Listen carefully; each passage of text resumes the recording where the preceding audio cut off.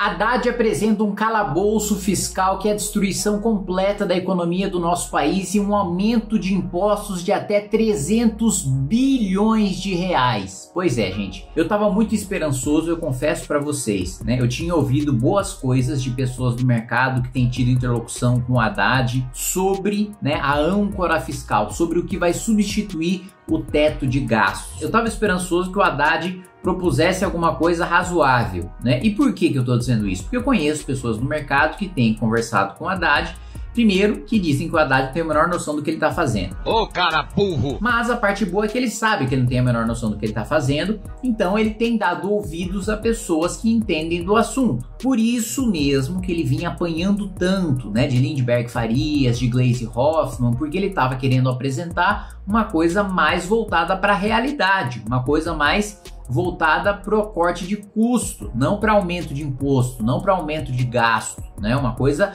mais, escutando mais os economistas do mercado. Muito bem, para sinalizar para o PT, para se pacificar com o PT, Haddad apresenta justamente o contrário. Por que eu digo que eu estava esperançoso? Porque eu esperava que esse fosse um dos projetos do governo, um dos poucos projetos do governo que eu fosse votar a favor. Eu falei, bom, uma âncora fiscal, alguma coisa, né, alguma limitação de gasto vai ter, e aí pelo menos isso eu vou poder votar a favor e deixar muito claro, né, que eu tô aqui para fazer uma oposição, não por oposição, não votar contra o projeto porque ele vem do PT, porque ele vem do Lula, mas porque o projeto é ruim. E é exatamente esse o caso, infelizmente, do calabouço fiscal apresentado por Haddad. E eu conversei com muita gente, assim, as melhores cabeças que a gente tem na economia hoje, eu conversei com parte delas para poder fazer esse vídeo para vocês, explicando as razões pelas quais essa medida do Haddad vai ser um verdadeiro fracasso e é um mundo de fantasia e é um céu de brigadeiro. É outra fantasia, é um devaneio, é um sonho de uma noite de verão. Mesmo porque isso está absolutamente fora do controle dele. E o que está no controle dele, ele não está disposto a fazer. Antes de continuar esse vídeo, eu peço que você se inscreva no canal, clique no sininho para receber as notificações, deixa aí o seu joinha, entra também aí nos nossos grupos de WhatsApp, que estão separados aí por profissão. Você é um enfermeiro, você é um médico, você é um engenheiro, você é um profissional de TI, você é o que quer que seja, qual que seja a sua profissão. Vamos debater junto políticas públicas, vamos debater projetos, participar de concursos para você ganhar livros, participar de campeonatos de debates. Academia MBL, se você quer fazer parte do Movimento Brasil Livre, esse é o único caminho. Passar por esse processo de formação que envolve ações de militância, então não é só ficar assistindo aula e fazer prova, não. Aliás, a minha prova, meus amigos, sim, precisa passar,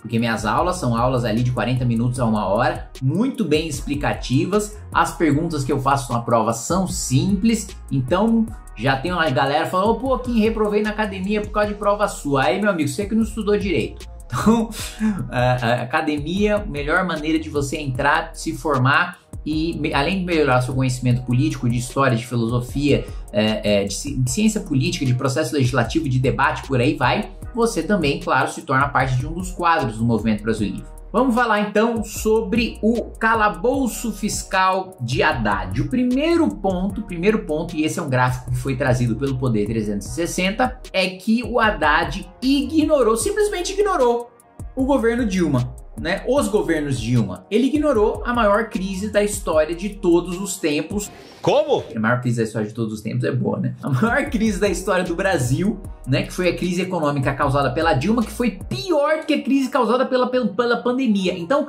economicamente, a Dilma é pior até do que uma pandemia global para nossa economia. Para você ver a capacidade que um político tem de causar um estrago no país quando ele tá com a caneta na mão e ele é um absoluto incompetente. E mais do que isso, o seu governo é corrupto.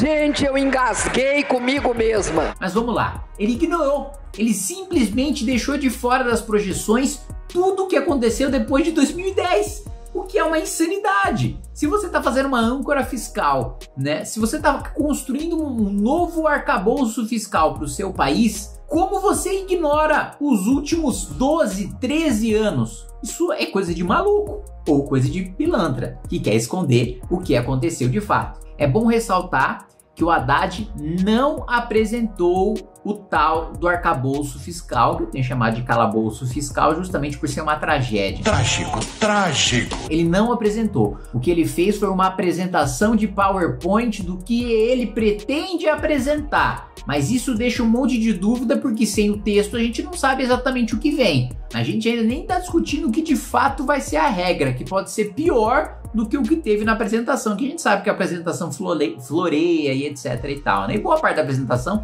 é para mostrar como o povo agora tá no orçamento, né? O que basicamente significa aumentar gasto com coisas que, na verdade, muitas vezes não se refletem pro povo, como aumento de salário pro funcionalismo que mais recebe, que deveria estar cuidando do povo, mas que na verdade está recebendo mais do que a política pública voltada para o próprio povo que deveria receber aquele dinheiro, né? Muito bem. Dá uma olhada nisso aqui. Isso aqui vem direto da apresentação do Haddad, né? Investimento, porcentagem de despesa primária.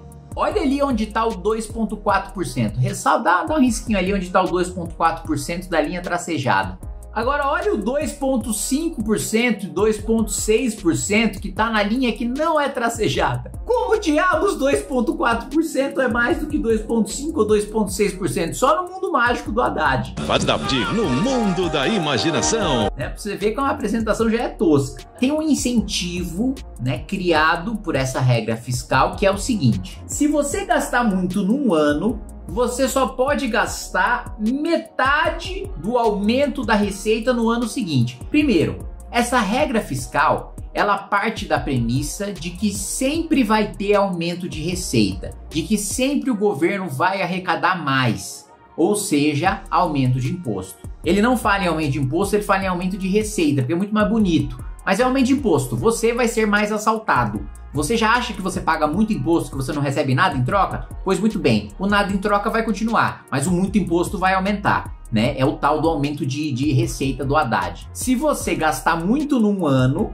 né? No ano seguinte você só vai poder gastar metade do tal aumento da receita que ele espera. Isso cria um incentivo perverso, porque chega no último ano de mandato, o governo pode estourar as contas públicas e aí sobra para o próximo governo gastar menos para compensar o que o governo anterior estourou de conta pública. Você tá entendendo? Eu destruo as contas públicas do país num ano e aí quem vai compensar isso no ano subsequente é quem vai assumir o governo, que pode não ser o PT. E nós vamos trabalhar para que não seja o PT. Mas ele já deixa a bomba armada, uma bomba de pavio longo armada ali para explodir em 2027. Tudo parte da premissa de que vai ter aumento de receita, né? O aumento de receita pode acontecer de duas maneiras. Ou a economia cresce e todo o mercado sabe que a economia não vai crescer o quanto o Ministério da Economia do Haddad está dizendo que vai crescer. Todo mundo sabe que não vai crescer isso. Ou você aumenta imposto. O Haddad disse que o aumento de receita, ou seja, o aumento de imposto,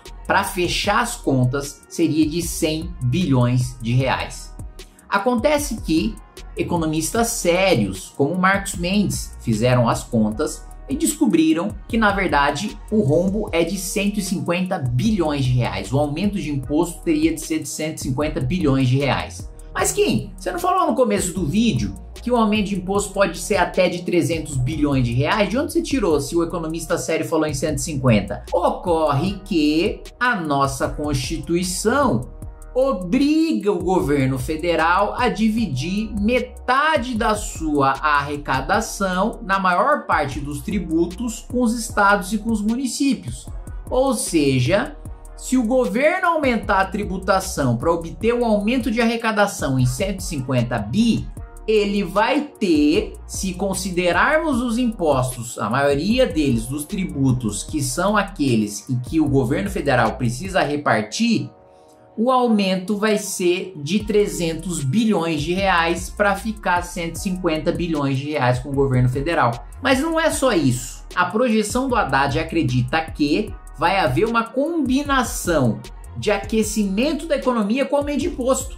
Mas é justamente o contrário que vai acontecer. Você vai aumentar o imposto, a economia vai desacelerar. Você não vai ter o aumento de receita, porque como eu disse, uma das maneiras de aumentar a receita, a economia está aquecida, o governo está arrecadando mais, porque tem mais gente produzindo, tem mais gente pagando imposto. Mas menos pessoas vão estar produzindo, menos pessoas vão estar investindo se o imposto estiver maior. Esse céu de brigadeiro que o Haddad está achando, que é aumento de atividade econômica com aumento de imposto não vai acontecer, simplesmente não vai acontecer. Hoje, para o Brasil sobreviver, ele precisa fazer dívida para pagar suas contas. O objetivo, né, segundo o Ministério da Fazenda, é zerar, é a gente pagar as nossas contas e ainda começar a pagar a dívida, deixar de pagar só juro e amortização e passar a pagar a dívida em si, que a gente chama de superávit primário. Nós nunca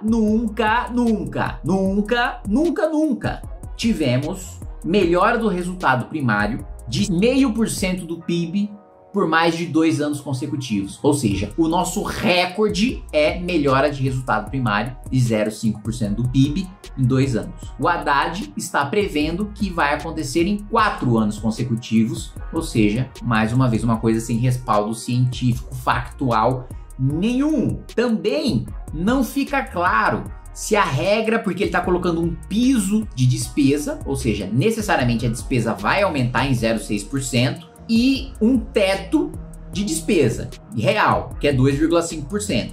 Para mim, tanto o piso como o teto são muito. Primeiro que não tinha que ter piso de despesa.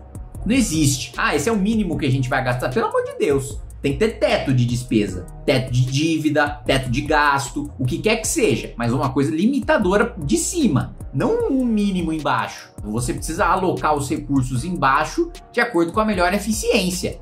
E não simplesmente achar que gastando mais você vai melhorar as coisas, que a gente sabe muito bem, inclusive com o Haddad, que quadruplicou o gasto em educação e entregou uma posição no PISA pior ou igual daquela que ele pegou. Então a gente sabe muito bem que um aumento de gasto não significa aumento de eficiência, aumento de qualidade do serviço público. A gente não sabe porque não tem texto, como eu te disse, a gente só tem uma apresentação de PowerPoint, se essa regra vai se aplicar só para o executivo ou se vai se aplicar para o legislativo e para o judiciário também.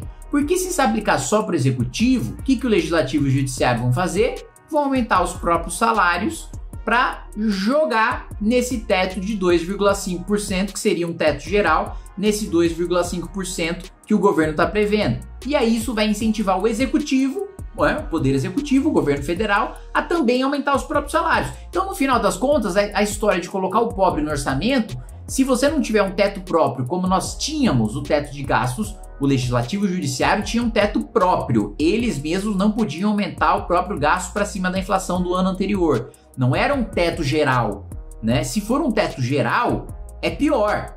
Por quê? O legislativo não vai ter teto, o judiciário não vai ter teto e vai compartilhar o teto com o executivo. Ou seja, aumenta o salário do legislativo, aumenta o salário do judiciário, pressiona o teto do executivo, o executivo vendo o salário de 2 poderes aumentar, os servidores vão pressionar para ter um aumento também, e todo aumento de 2,5% não vai ser colocar o pobre do orçamento, vai ser mais dinheiro para a elite do funcionalismo público. Pois é, tá feliz? Tá satisfeito? Faz o L aí, ó.